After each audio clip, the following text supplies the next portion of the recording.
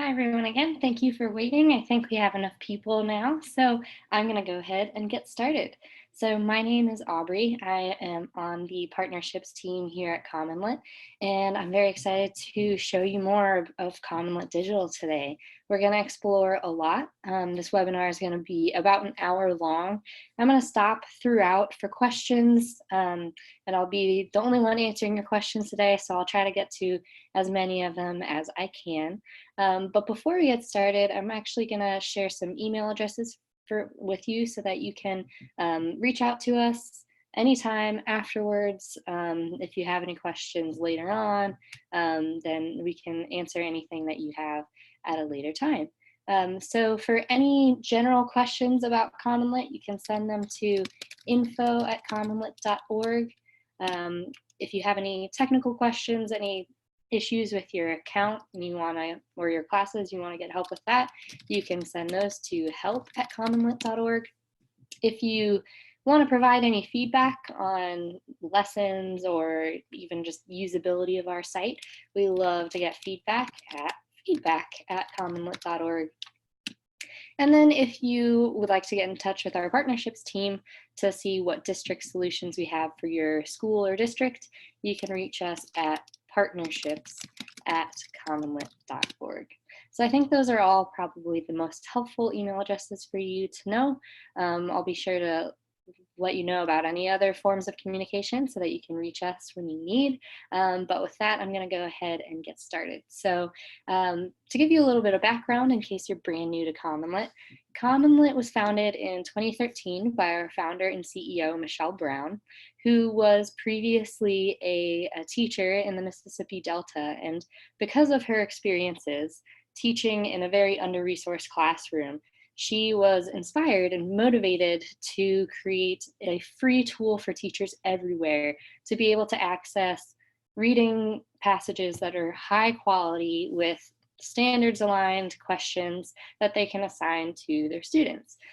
Because we know that not everyone has tons of books or lots of different resources for their students. So this huge library that's completely free is now at your disposal because of the experience that Michelle had. So several years later, we are here today, and we have, wow, I don't even know how many. We have probably over 1,600 reading passages now.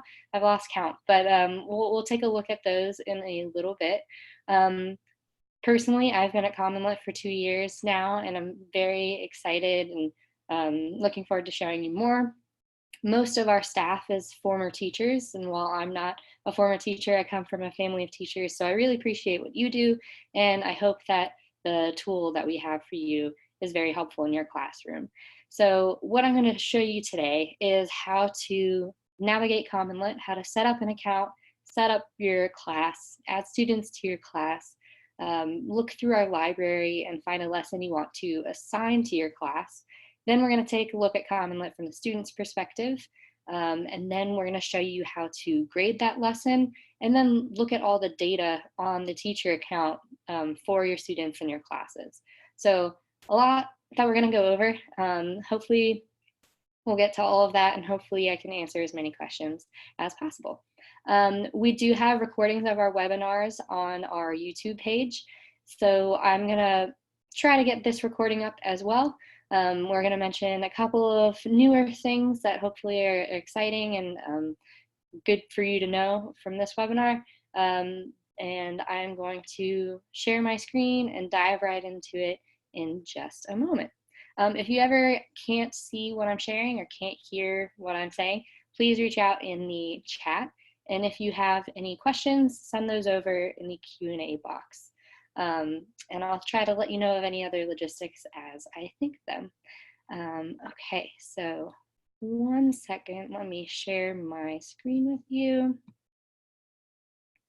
Okay, so now we're just looking at the homepage of CommonLit. So this is what you see when you arrive at our homepage. And what I'm going to do, since I'm brand new to CommonLit, let's just imagine I'm a teacher.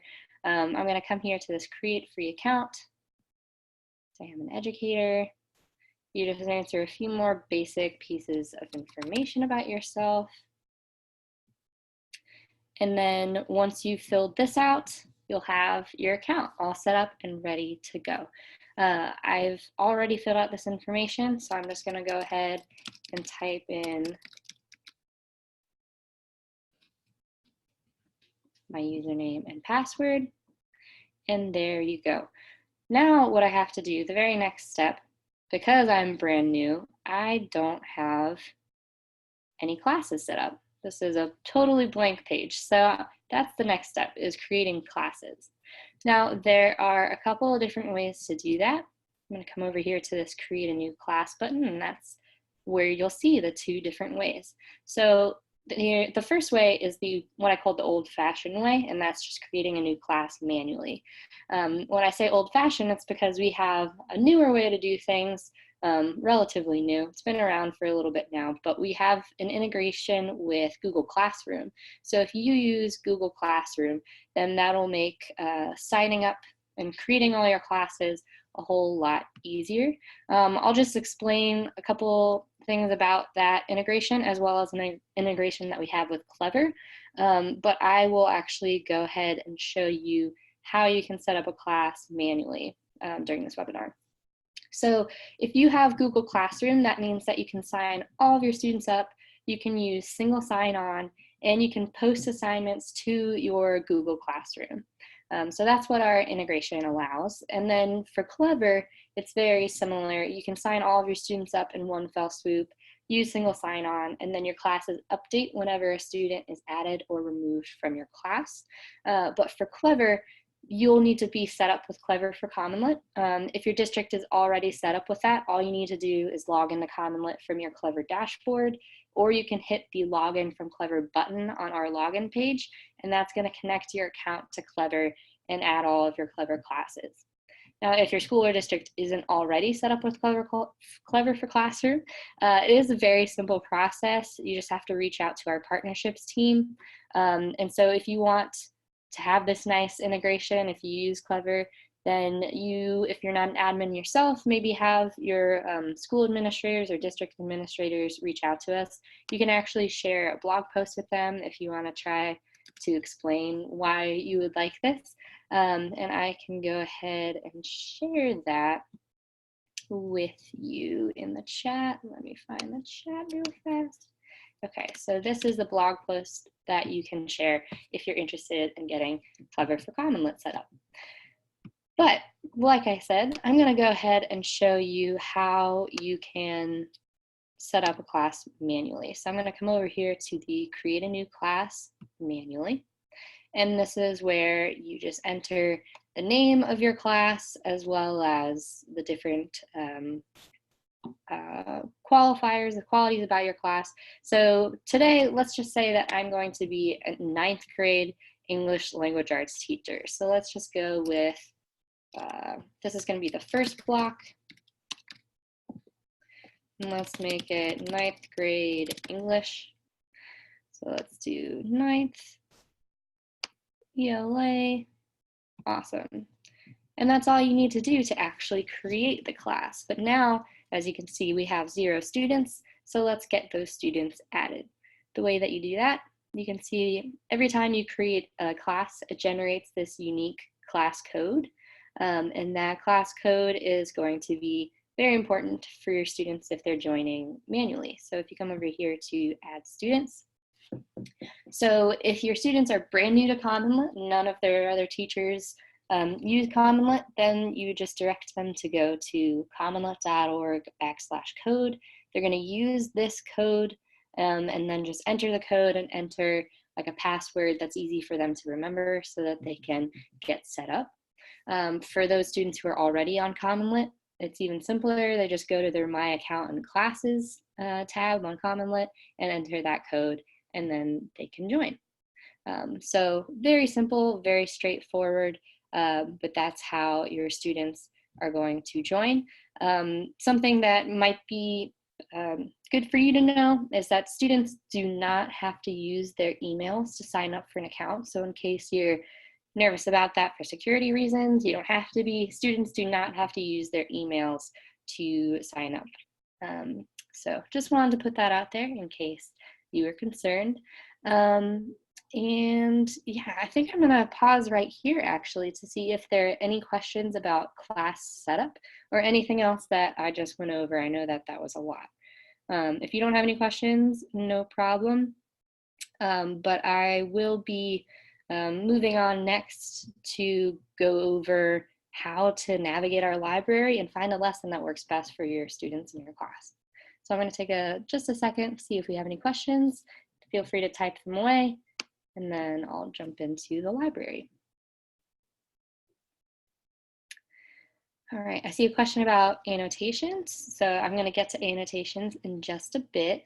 That'll be later on in the webinar.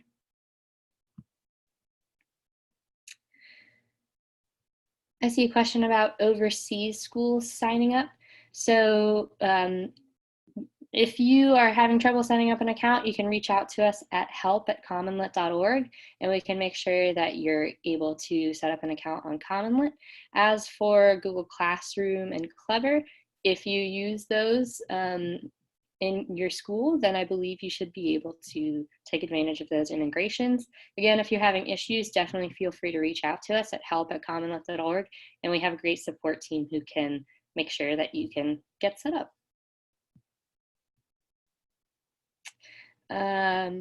I see a question about this being recorded for later. As I mentioned before, we do have recordings of webinars right now that you could actually hop on to our YouTube page and watch. I am mentioning a couple newer things today, and I'll try to get this recording up soon so that you'll be able to watch it, but it does take a while to process. So if you wanted to watch something sooner, you could just go over right now to our YouTube page if you want and watch that recording. Okay, I am going to go ahead and move along because I want to be mindful of time, but keep sending your questions along and I can try to get to them as time allows. Okay, cool. So I'm actually going to hop over to a different screen just to show you an account that's more set up that has fake students, fake data, so that when we start to look at the data, it's going to be a little bit more interesting than my class with 0 students right now. So I'm going to switch my screen. Still going to be looking at CommonLit and still in the mindset of a teacher.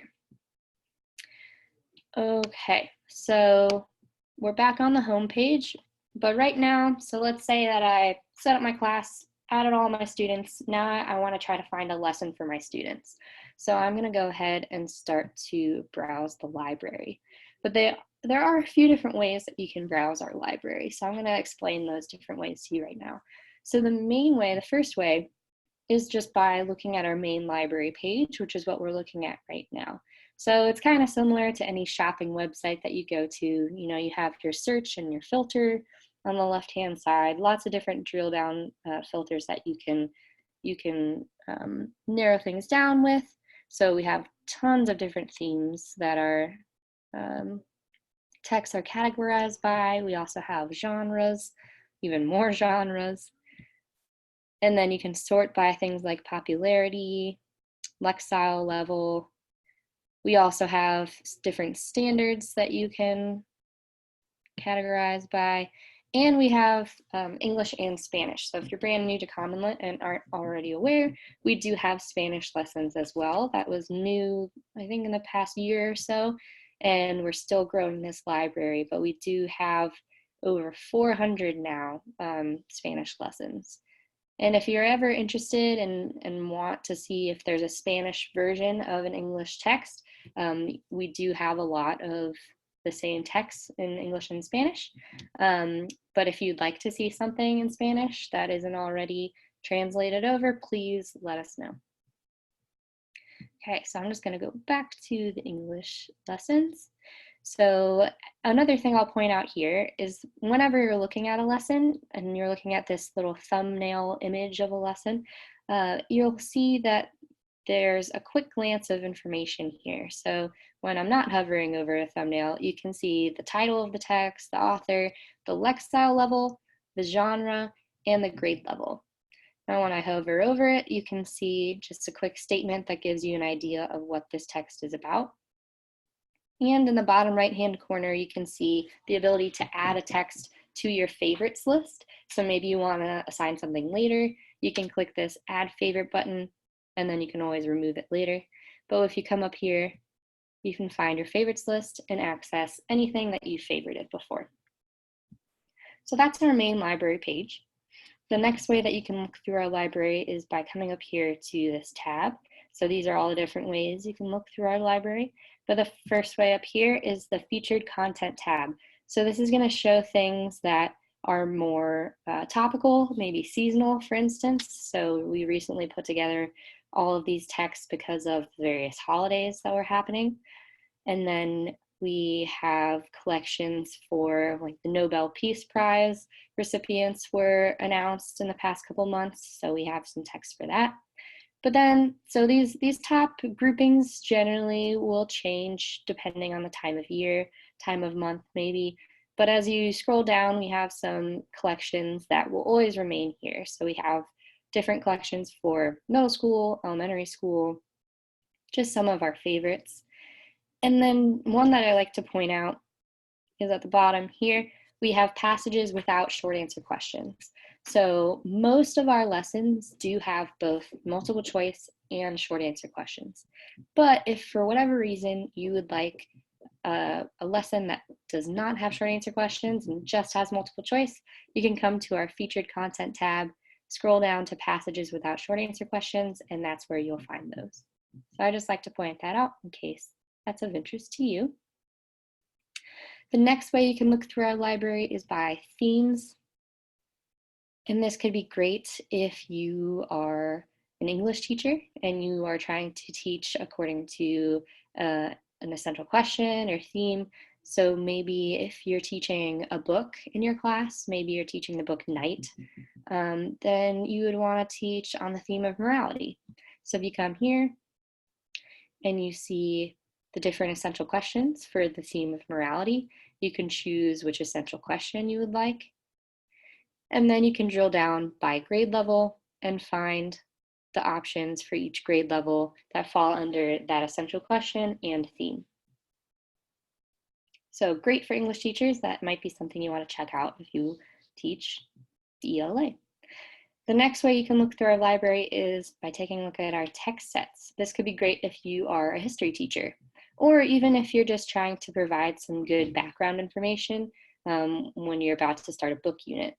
So we have a lot of different time periods for text sets, which is why I say it could be really helpful if you're a history teacher. So we have the American colonies, American Revolution, ancient Greece, but we also have collections like Argument, Bias, and Persuasion, as well as these different collections by Black authors, some British literature, and so on. So a lot of cool different text sets. We have 55 in total, so a lot of different collections that you might want to check out. Our next tab up here is our book pairings, which is great for English teachers who are teaching book units. We have over 90 books that our curriculum team has gone through, and they've looked at all of our reading passages and they've handpicked the different lessons that they think go great with different books.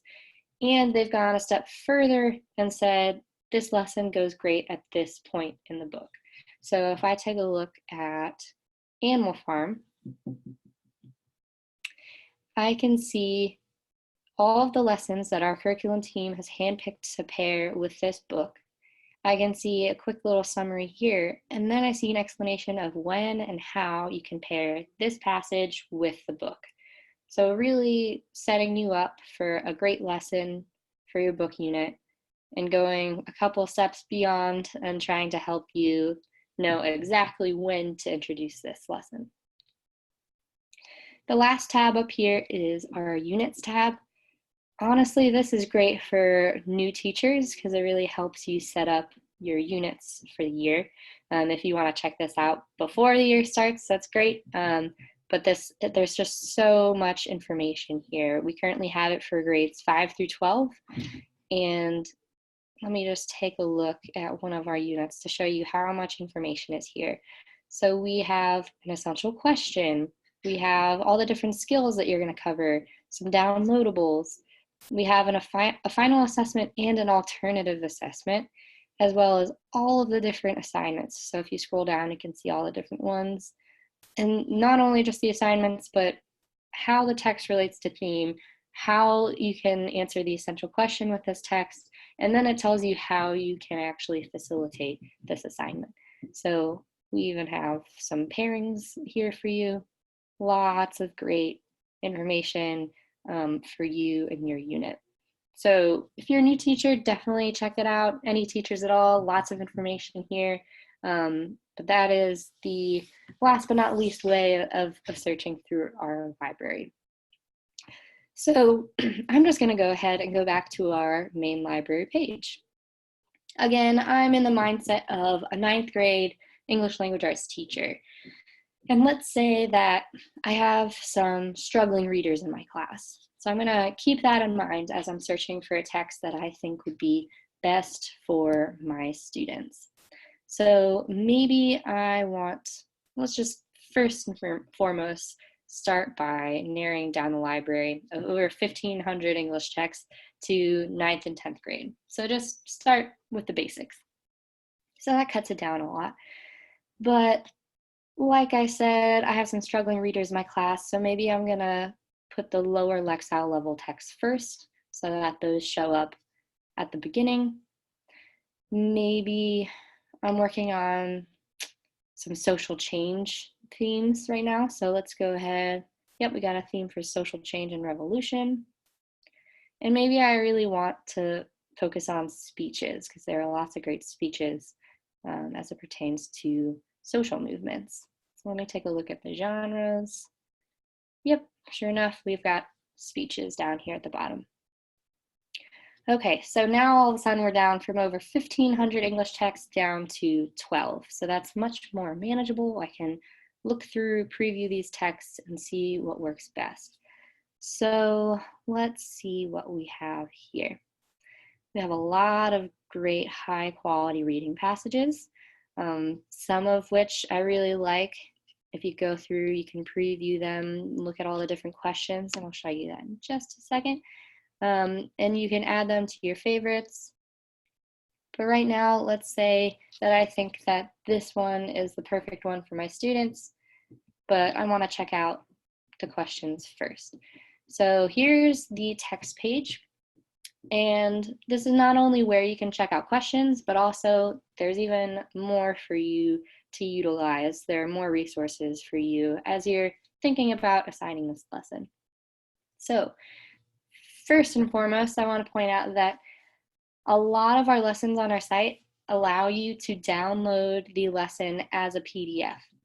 So thinking back to when our CEO and founder, Michelle Brown, was in a very under-resourced classroom, we know that there are a lot of classrooms just like hers when you don't have computers for every single student, you don't have computers all the time, computers period, or sometimes you just don't want to use a computer in the classroom, which is totally understandable. We like to provide this whenever possible so that you can download this lesson and assign it. So the lesson, when you take a look at this PDF, looks very similar. It's just a handout. It has the text, and then it has the assessment questions at the bottom here. It just doesn't have the discussion questions or the guided reading mode, which I'll show you in a second, but it has what would be accompanied by the text when you assign it digitally, those questions that automatically get assigned. The next thing I want to point out are these tabs up here. So the very first one is our paired text tab. And again, this is where our curriculum team has gone through and looked at all the different reading passages in our library and seen what would pair really well with this and what would make a great assignment. So this really is good for getting students thinking across text. And we have 6 different passages that you could pair with this one, for example. So if you want to see Langston Hughes' hidden influence on MLK, then you can see what this text is, as well as maybe what you should be asking your students when you assign both of these for your students to read. So it gives you a little glimpse as to what this is, then provides you some questions to ask, which is really helpful. The next tab up here is our related media tab. And this is great. This is one reason why CommonLit Digital particularly is really awesome to use. So if you're able to, and you want to assign a lesson digitally, check out this related media tab because we provide 1 to 3 videos probably on all of our lessons that either provide some great background knowledge, or in this case, this is actually MLK delivering his speech, which I think is really important when you're having students read a speech to also have them hear the speech. So there are different videos, and you can assign them, you can show them to your students before you read in class, and you can also choose which video, if there are multiple, depending on your students and the level that your students are at. So really great, really helpful and important for engaging students and maintaining interest and sparking interest for students when you're doing a lesson. So this one video here, obviously, is MLK delivering his speech. And it tells you what this video is, as well as, again, some questions that you can ask your students. The next tab up here is the answer key. So that's just going to contain those answers for the assessment questions. Then up here, you have the parent guide. And this is something that you can do to get your parents of your students more involved. You can actually just copy and paste this link. They don't need to have an account. You can copy and paste and send that to them in an email. You can copy and paste this right here and send that to them in an email so they know what their students are reading in class, what they're learning about, the themes, and then it even provides them with some topics that they can use to discuss, have conversations with their kids around the dinner table, because we know getting parents involved, having these conversations outside of school is really helpful in reinforcing their learning. Okay, so I'm going to go back to this main text page. Now that I've taken a look at all of the tabs up here, I also want to take a look at the questions and preview the questions and see if those are good for my students. So the very first types of questions, we have 3 different types. The first type are the guiding questions, and these are part of guided reading mode, which I referenced earlier. So guided reading mode is something that you can turn on. You can enable it when you are assigning a lesson, and I'll show you how to do that in just a little bit. But when you want to preview these questions, you just scroll through, and it's these little bubbles as you go through a text. So if you want to check out these questions, as a student reads, they'll go through and answer these questions. Again, I'll show you what this looks like if you haven't seen it yet, but these are for your struggling readers to try to reinforce their comprehension of the text. So I'll give you an example of that soon, but the way that you preview them is to click on these bubbles here, and then if you are interested in knowing the answers, these answers aren't on the answer key. You'll just click through and find the answer yourself. So that's how you figure out those answers. And that's how you preview those questions. The next questions are the assessment questions. These ones get graded, so the guiding questions aren't graded. You can collect data from those questions, and I'll show you that data on the teacher account. But the assessment questions are the ones that actually get graded. So these are the multiple choice and short answer questions. They're standards aligned. The multiple choice questions get automatically graded anytime you assign a lesson digitally, and all you have to do is grade the short answer questions. So again, we'll show you that in a little bit, but if you want to preview the questions, you have the questions here. You can hop around. You can also see the standard for each question. And then as you go through, you can see the short answer questions here at the very end. Now, lastly, we have these discussion questions. These do not get automatically assigned. They don't get graded. These are really here for you, and it's up to you if you want to use them. If you want to have a discussion in class, maybe use this as a prompt for an assignment, for example. But we do provide a few different options here for discussion questions. One thing I want to point out here as well, you might have noticed this already at different parts throughout the webinar on different parts of our site. But this red play button, you might be wondering what that is. So anytime you see this red play button on our site, that is actually a video. And whatever that little button is next to, the video is explaining that feature of the site. So you can see here, it's discussion questions. This red play button is a video that shows you how to lead effective discussions. So if you click on this, it'll bring up a little window, and this actually links to our YouTube page where we have a lot of different videos, some that are linked on our site, but some that you can just find if you happen upon them on our YouTube page, including our webinar recordings, but also things like pre-reading videos. But anytime you see these show me how videos, take a look, because they could be really helpful, for instance, in showing you how you can lead effective discussions. And it also provides downloadables down here, so you can check that out too. Okay, so that was a lot. I'm looking through all of this. I decide that it's a really good lesson, great questions. I want to go ahead and assign this text. The way that I do that is go up here to assign text.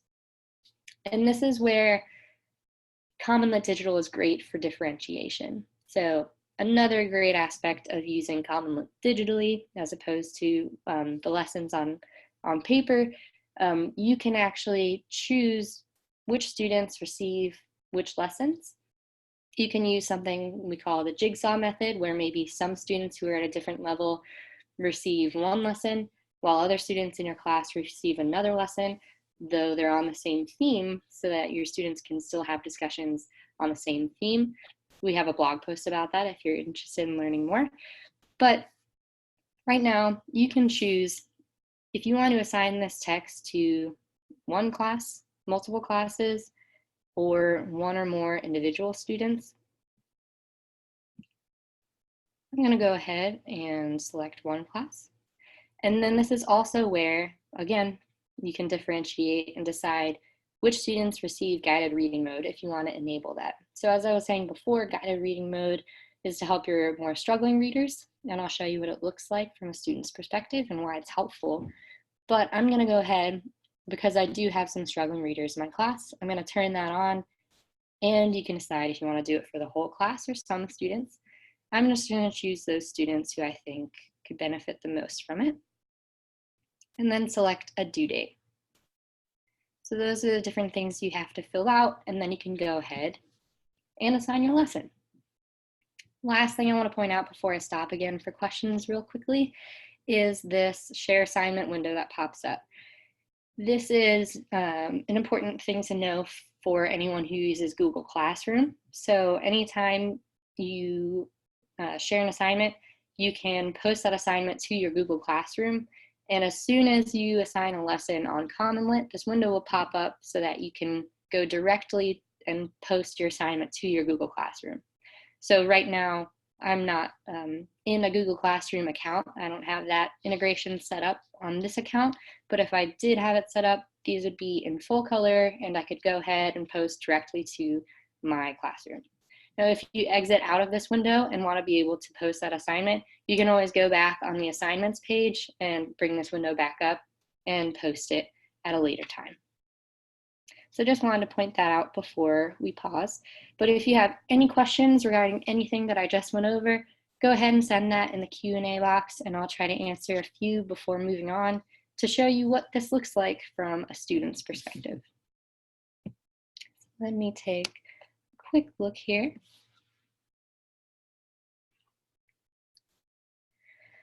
I see a question about what information does CommonLit collect from the student. So as I said before, you don't need to have your students use their email address to set up an account.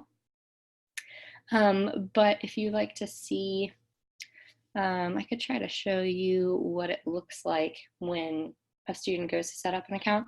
Basically, it is just a couple of basic pieces of information. They just enter their name and then a password, and that's it. They have a username that's generated by CommonLit, and then that's how they'll log in later on. But that is all aside from the answers that they submit on CommonLit. That's all that we collect.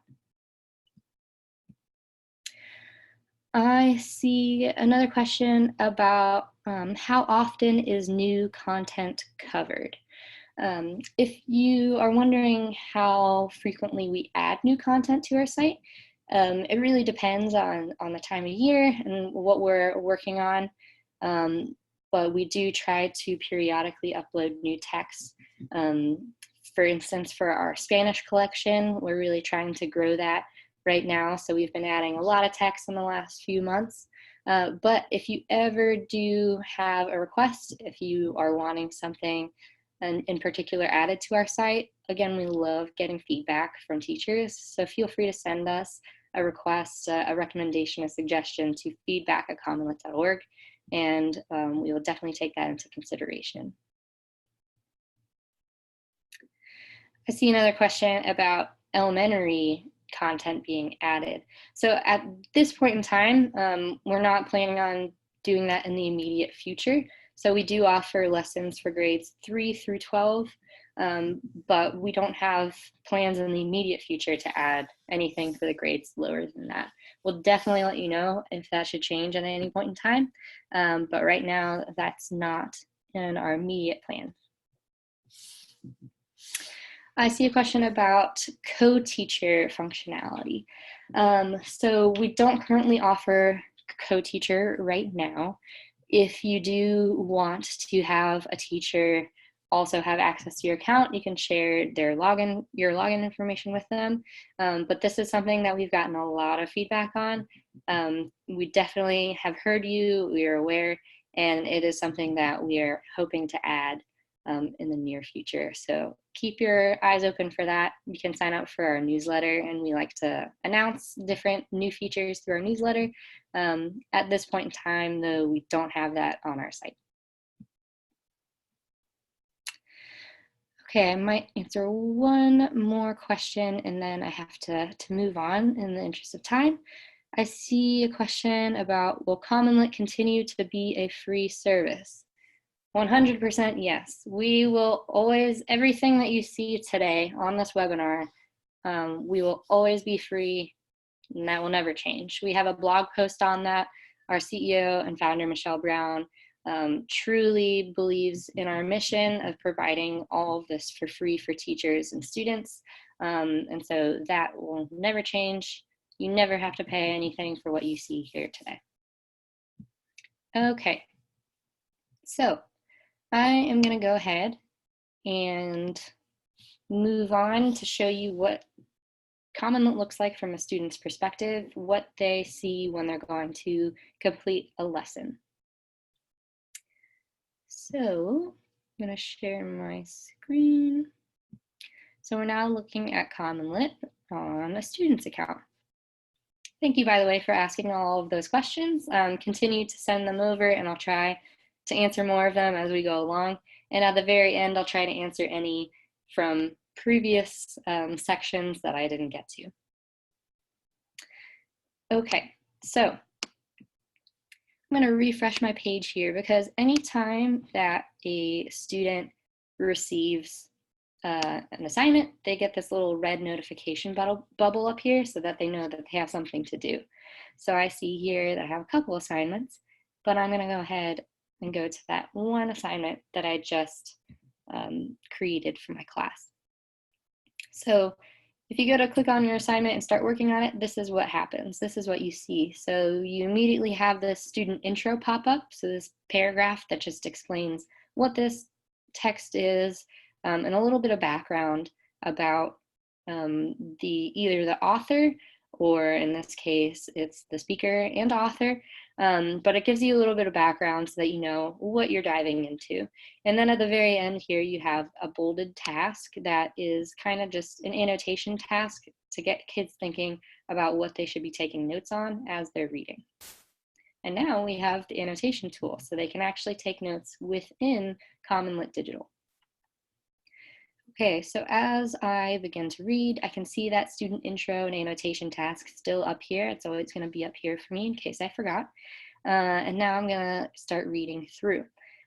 But there are a couple different tools that students can take advantage of that I want to point out to you so that you can introduce them to your students if they're brand new to CommonLit and don't know that they're already there.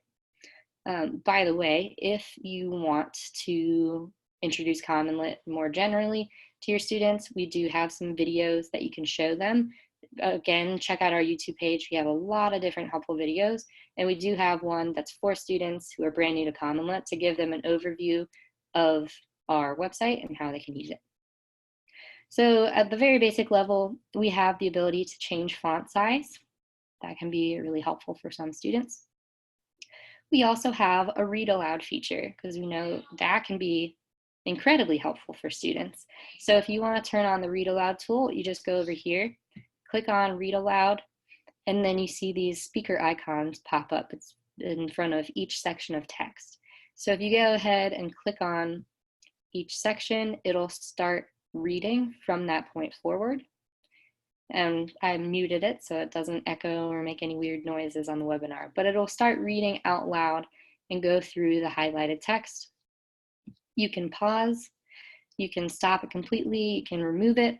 I will say that if you read through this entire section with read aloud, and if you navigate away from the page and then come back, read aloud will remember that that's the point at which you left off, and it will start again. If you click play up here, it'll start from where you left off. So it does remember that, so you don't have to click and go through all the way over again. Another tool we have is our translate tool. So we have, we used to have 13. I think we recently added, so we might have something like 20 different languages now that you can translate into. And when students turn on their translate tool, they have the ability to switch which language it is up here. But like the read aloud tool, it pops up a little globe icon next to each section of text. So you click on that little icon and it'll bring up the translated text right next to that section. And you can turn it off just like with the read aloud tool. And then up here, just to let students know that the annotation tool exists and that they can use it, we have this little blurb that tells them how they can use it. So it says select the text. So just if you do that, you select the text, it automatically brings up this little text option, or you can highlight in any of these 6 colors. Now with the annotation tool, we're really excited about this. This is something that we launched at the very beginning of this school year. With the annotation tool for students, you can annotate right here, just write notes, and as soon as you start writing, it'll be automatically saving. So even before you hit done, it is saved. So if you just escape from it, come back, if you navigate away from the page, it'll be saved. And then they can also hit done, and if they want to go back and edit it, they can do that. They can also remove the annotation completely. All of the annotations that students make are visible on the teacher's side. So I'll show you what that looks like in a second, and I'll also show you a new feature that we just added this week, and you guys are some of the first to know about it, related to teachers' ability to analyze annotations. So I'll show you that in just a second, but more on what students can do. So you can annotate on top of an annotation. You can highlight on top of highlights, on top of annotations, whatever you want to do, as long as it's helpful, of course. And then anytime if you have annotations laying on top of annotations, you can always click on the highlighted area, and it'll bring up this bubble so that you know which one corresponds to which annotation, if that makes sense. So anytime you make an annotation on a student account, it will save. Teachers can also make annotations. If you're kind of going through and showing students how to do it on your own account, you can do it. However, right now, if you navigate away from the page, those annotations won't save on the teacher account. We only save student annotations at the moment. So just know that if you make a bunch of great annotations to show your students as an example, and then you navigate away, it won't save, but all student annotations do save. Okay, so those are all the different tools that students can use. Now, if I start to go through and I'm reading, I get to this part of the text where it looks like the rest of it's blurred out. This is what guided reading mode is. So like I was saying, it's for struggling readers. These questions are really basic comprehension questions so that students who need extra support, who maybe are either rushing through or who don't grasp the main points of this text, then these questions slow them down and help point out those different points so that they have a basic understanding of the text before they move on to the next section and then the next section after that. So they can actually continue reading until they answer this question correctly. Again, these questions don't get graded. You can, on the teacher account, see how many attempts it took a student to get this question right. So maybe it takes them 4 attempts to get the answer right, then you'll see that on the teacher account. However, they don't get graded for that. It's just more data for you. So if I'm reading, I go ahead and answer correctly, it'll unlock the next section of text so I can continue to read. But I have to continue to answer all these questions and I have to get the answer right. So if I get it wrong, it still says try again. So I have to get it right before I can move on. So if I go ahead and answer all these questions,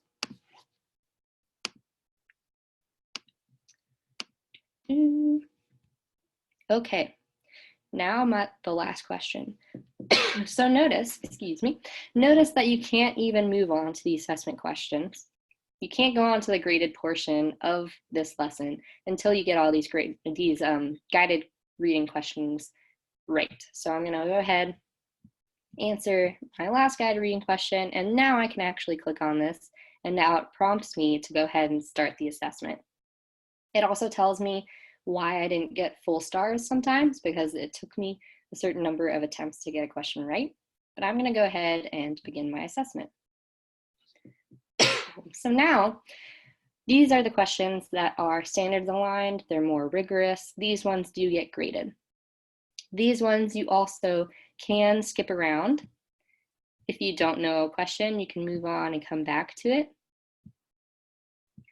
You also can click if there's ever a section like on these answers, it's a direct quote. You can go to that exact question or that exact section of the text so that you can get a better understanding of the context before answering.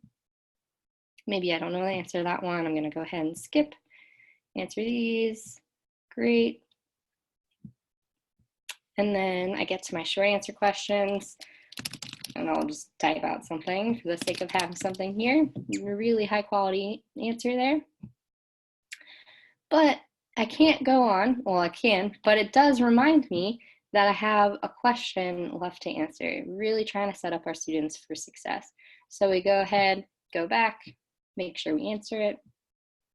I can skip to the end here and submit finally. You can see it's all teal, and that's when you know that you've completed all of the questions. And a final reminder, are you sure you want to review your questions? You want to make sure that you're setting your students up for success? I'm absolutely sure. I'm going to go ahead and submit my assignment. Okay, so now just a quick glimpse. You can see the student assignments that they have left to do, but then if you scroll down here, you can see what's currently being graded, and then you can see the assignments that you've completed as well as your scores. Okay, so for the sake of time, I'm going to go ahead and show you how to grade an assignment really quickly, and then all the data that you can see on the teacher account. So I'm going to go ahead and switch back to the teacher account. And just like a student got a notification when they had something to do, a teacher also gets a notification when you have something to do. So if you have something to grade, then it gives you a little nudge here, and I'm going to go directly to the grading page for this assignment. So I'm going to scroll up here. It goes automatically right down to what you need to do. But to show you what this page looks like, so this is the grading page. This has the text on the left-hand side here for reference, so you know what the text is next to the questions. All of these multiple choice questions got automatically graded, so no work for you, but you can look at them just to see what the question was and what the correct answer was.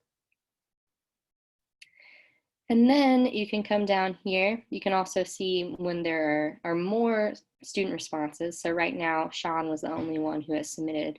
But if there were more student responses, you could see the breakdown of scores just right here. You can go down here to the short answer. And this is the only work that you have to do. These are the only questions that you have to grade. That's why there are little red bubbles here. And we also have a show me how video, so you can better grade these answers if maybe it's your first time and you need a little support. So here we have the question, but then we also provide this exemplary response that you can refer to when you're going ahead and grading.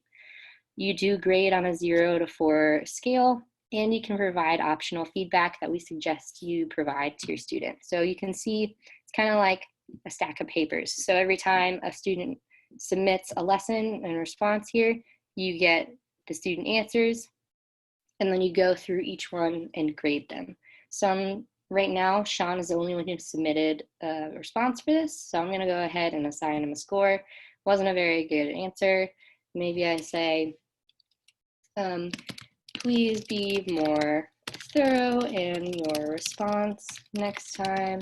A good example, something you can say is, and then you can actually go ahead and directly copy and paste from here and add it into your feedback so that you can give them a really good example of a good short answer so they know for next time.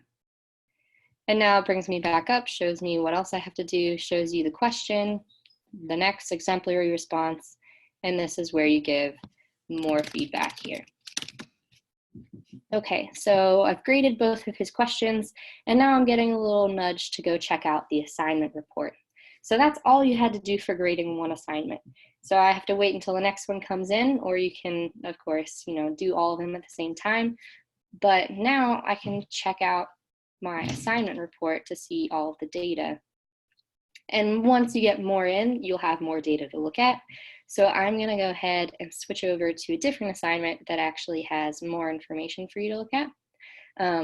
But before I do that, I wanna show you an assignment that has some annotations so you can take a look at this new feature that I mentioned before.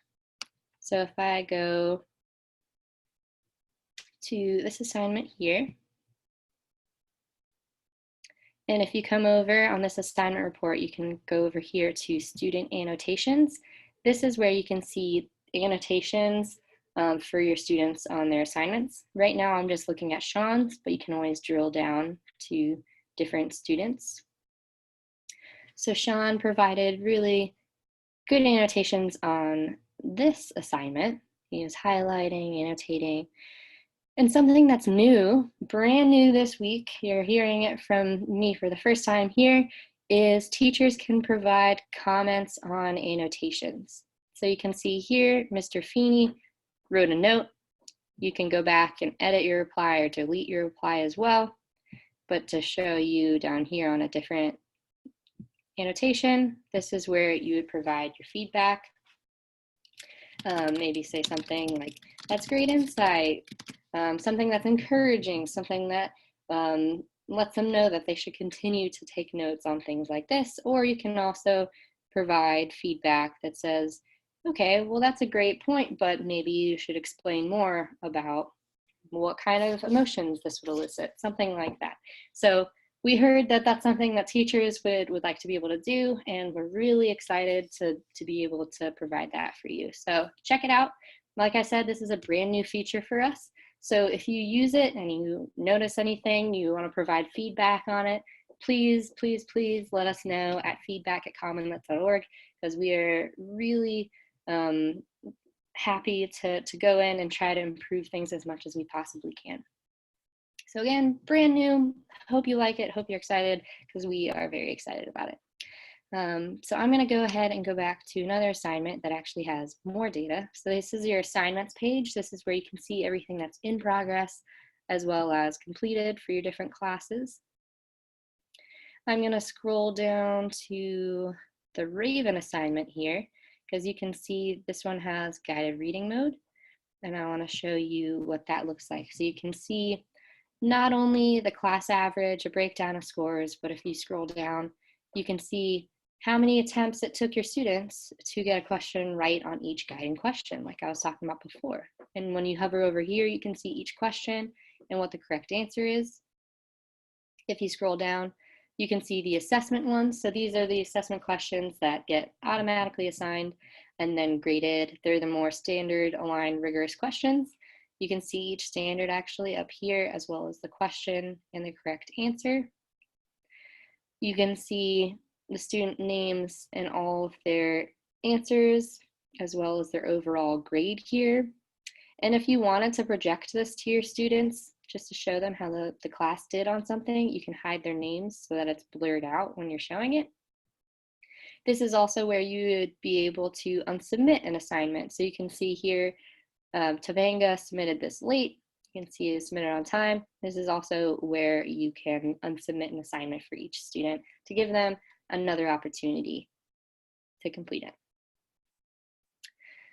All right, so there's a whole lot of information here, but in addition to that, you can actually go ahead and look at student performance as well. So if I come up to student performance, you can see that across all of your classes. It's similar information. You can see overall how your classes are doing on the Common Core standards, how they're doing on informational versus literary texts, just their averages over time. But I can drill down by class and see how students are performing in my entire class across assignments. So again, those same averages in comparison of class assignment average, multiple choice question percentage correct. Same thing with the Common Core standards and averages down here, but you can go down even further. So if I want to check out how Corey's doing on an individual level, we have a student performance page that shows you how students doing at an individual level. You can see each assignment, you can see short answer questions as well as the feedback that you've provided here. And always check out for the ability to download something, because you can download a PDF and maybe print it out for a parent-teacher conference. It would be really helpful for that as well. And you have a really easy drill down here. So if you just want to check out student performance and then you're like, oh, I'm actually curious how Sean's doing, you can flip over and see Sean's student performance page. And something that's really cool if you scroll down to the bottom is you can see how each student's performing according to standard. So if you want to see how they're doing on vocab, come down there and you can see how they're doing for each assignment for those questions that were the standard of vocab. And again, you can download that as well, generate a PDF. Oh, that was a lot of information. I tried to get as much of it in as possible, but there's still more to explore. Again, we have tons of YouTube videos. We have a blog, so if you scroll down to the bottom of our page here, you can see where you can access our blog, as well as an FAQ page with a lot of very helpful FAQ articles if you ever have any questions. During regular working hours, we also, in the bottom right-hand corner, you can hit this help button, and this is where you can contact us via a chat during working hours during the week. But again, if you can't reach us during working hours, maybe you're grading something in the evening and our chat isn't up at the moment, you can send us an email to help@commonlit.org, and our wonderful support team will get to you and help you there. Now I'm going to try to answer as many questions as I can in the next couple of minutes, but thank you for your patience. Thanks for listening, and I hope that this has been helpful. Let me take a quick look to see what questions we have, and I'll try to get to a few before signing off so you can enjoy the rest of your day. Okay, I see a question about read aloud. If you weren't on before when I was showing read aloud, we do have a read aloud function, so students can use that tool when they're looking at a text. It's on the right-hand side above the questions. They hit the read aloud button, and then the speaker button will pop up next to each section of text. So a student can click the little speaker icon, and it'll read that section of text out loud. Let's see what else. Teachers are able to see what students have annotated. I think that question might have been asked right before I showed you. I have a question about who you can go to if you have questions or issues with the annotation tool. Definitely reach out to our help team. I do know that if you have questions about annotations, we have an FAQ article that talks about it. I believe at the moment, students aren't able to create annotations on iPads. They can view annotations, but right now, iPads, you can't create annotations. You can create them on computers, just not on iPads, though you can view them. I have a question about a recording of this video. Like I said before, we do have lots of recordings of our webinars on our YouTube page. For this one, because we did have a couple of new announcements, I'm going to try to process this in the next day or so. It does take some time to, in addition to getting a transcript for it to upload to YouTube, but I will try to upload it. I will be sending out a follow-up email in the next day or so, and I'll try to include the link for this webinar recording in that email. If you're looking for some sort of certification of attendance, we don't actually create any sort of certificate, but the email only goes out to people who actually were in attendance. So even if you registered and you weren't able to attend, you're not going to get that email. So if you are here, you're going to get the email, and you can use that kind of as your proof of attendance. I see a question about whether this can be made available to parents and if parents can sign up for an account. So if parents, sometimes parents reach out to us if they're homeschooling their child, or if they have spoken to the teacher and really want to try to provide additional support during the summer, something like that. We are open to hearing about that and allowing students or allowing parents to occasionally create accounts. We do try to make sure that they get approval from teachers. We don't want any sort of overlapping of assignments or anything like that. So if you have a certain situation like that, please reach out to us at help@commonlit.org, and we can try to find a solution for you. I have a question about if you can choose a text by standard. So if you go to our main library page, you should be able to view text and filter by standard here. So if you drill down, you can see all the different standards. And if you select that, it'll show you all the text by that standard.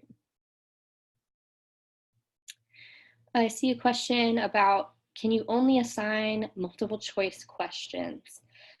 So most of our passages do have multiple choice and short answer. On our featured content tab up here, like I mentioned before, if you scroll down to the bottom, we do have a collection of passages without short answer questions. So these are the only ones on our site currently that do not have short answer questions. You don't have the ability to turn off short answer questions right now, but if you are looking for passages that don't have short answer questions, take a look at our featured content tab. There's a question about importing scores directly to an outside electronic grade book. So there are a lot of different download options when you are on the teacher account looking at the assignment report and data. So if you saw things like download CSV, then those, I believe, would be really helpful if you want to download a CSV and then upload it to an outside grade book. If you have more questions about that, feel free to reach out to us. I believe that is how you do that, though.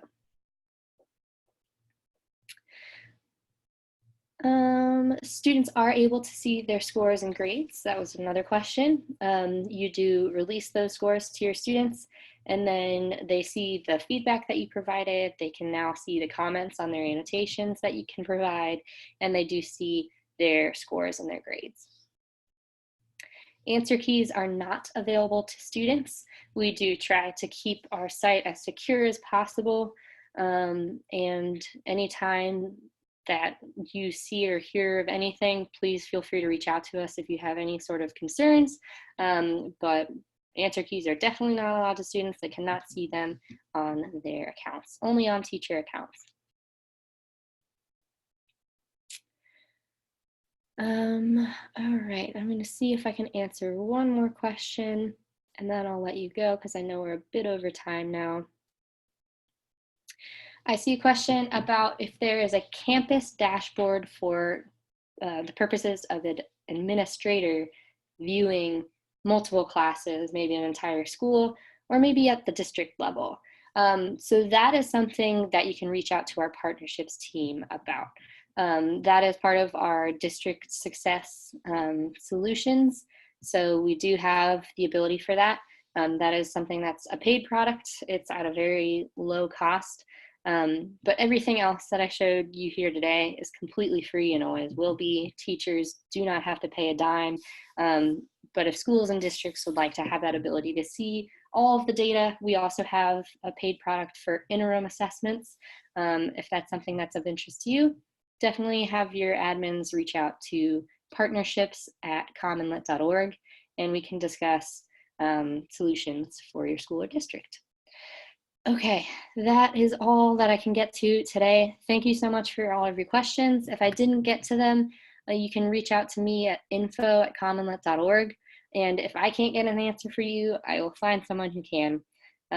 We are a very devoted, passionate group, like I said, mainly former teachers, and we thank you so much for everything you do. We really appreciate it, and we really are here for you. This is a product that's by teachers for teachers, and we want to make sure that it's the best product possible for you. So thank you again. Thank you for attending. I'll try to get this recording out as soon as possible for you all.